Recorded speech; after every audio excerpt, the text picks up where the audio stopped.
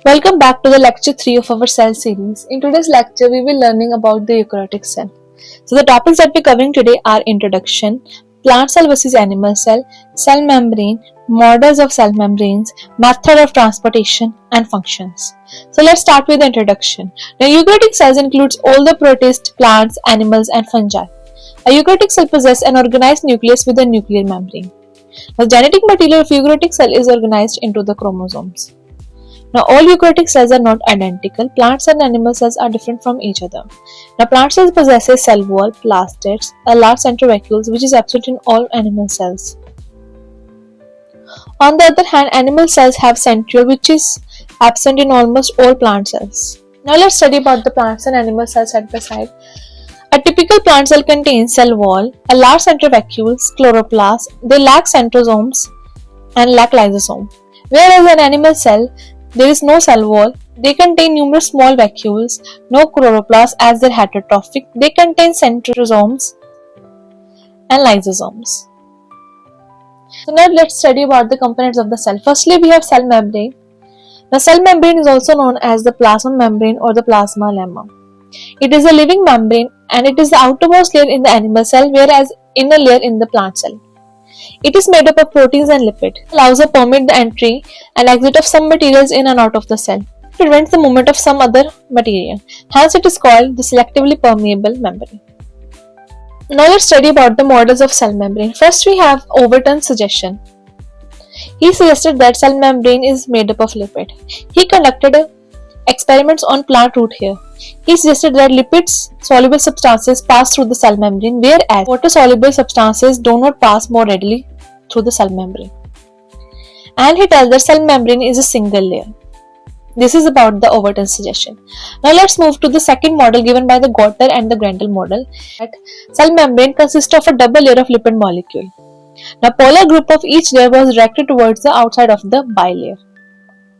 This is about the Gotter and the Grendel model. Next we have is model given by Daniel and Davison. It is also known as the sandwich model. It stated that proteins are present on the either surfaces of the phospholipid bilayer. The protein layers are known as hydrophilic zone, whereas the phospholipid bilayer is known as hydrophobic zone. And it is commonly known as sandwich model. And the third model we have is given by Robertson. It is called as unit membrane hypothesis. It stated that a membrane consisting of phospholipid bilayer sandwiched between the two protein monolayers is a unit membrane, and the various membranes in a cell are unit membrane or multiple of the unit membrane. We have the most accepted model given by Singer and Nicholson, which is known as Fluid Mosaic Model. It stated that plasma membrane is formed of protein icebergs in the sea of lipids. Due to the scattered nature of protein, it is called as the mosaic. Now the characters of these models are: plasma membrane is a lipoprotein and trilaminar layer. Protein layer shows two types of movement, transitional and flip-flop movements. There are two types of proteins. First is extrinsic or peripheral proteins. These lie outside the lipid bilayer. These are loosely attached by protein-protein interactions. These are easily replaced by the concentrated salt solution. This forms 30% of the protein. The second type of proteins that we have are intrinsic or integral proteins. These proteins are partially or completely embedded in the lipid layer. These are held by ionic or hydrophobic interaction. These form 70% of the proteins. These proteins provide structural and functional specificity to the membrane. They also provide elasticity and support to the liquid matrix. The trivial proteins act as a charge channel for the passage of water and a soluble material along the concentration gradient. Now each phospholipid bilayer has two specific ends. First is hydrophilic head and a hydrophobic tail. So let's see the diagram of the fluid mosaic model. These protein molecules are our tunnel proteins.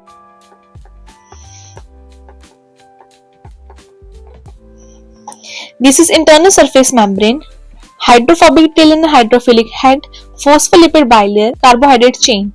Glycolipids and glycoproteins are attached to the phospholipid bilayer. So now let's study about the methods of transportation in the plasma membrane. Firstly, we have diffusion. Diffusion is the movement of the molecules or ions from the region of higher concentration to the region of lower concentration till the molecules are uniformly distributed on the both sides. Now the factor affecting the rate of diffusion are permeability of the membrane. Second, we have the temperature of the solution. More the temperature of the solution, more will be the diffusion. Surface area of the membrane, larger is the surface area, larger will be the diffusion.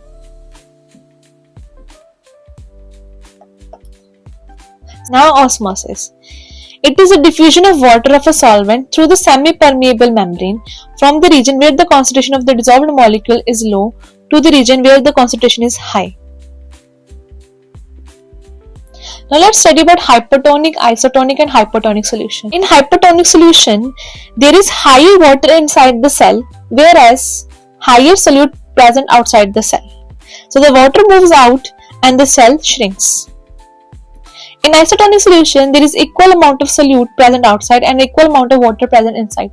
So there will be hence no net movement and the cell shape remains normal.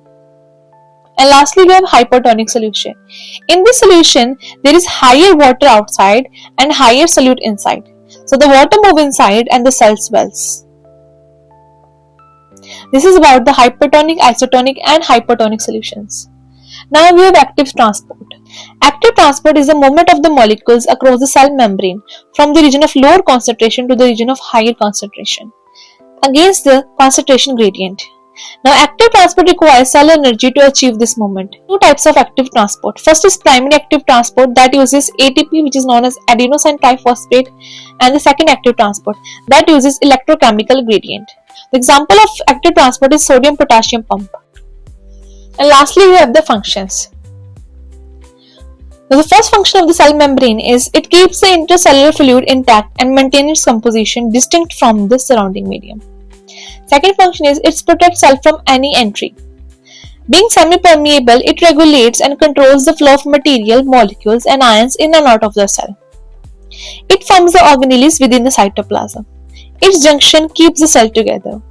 It provides cell shape. For example, the characteristics, the shape of the red blood cells, the nervous cells and bone cells is all due to cell membrane. This is all about the eukaryotic cell.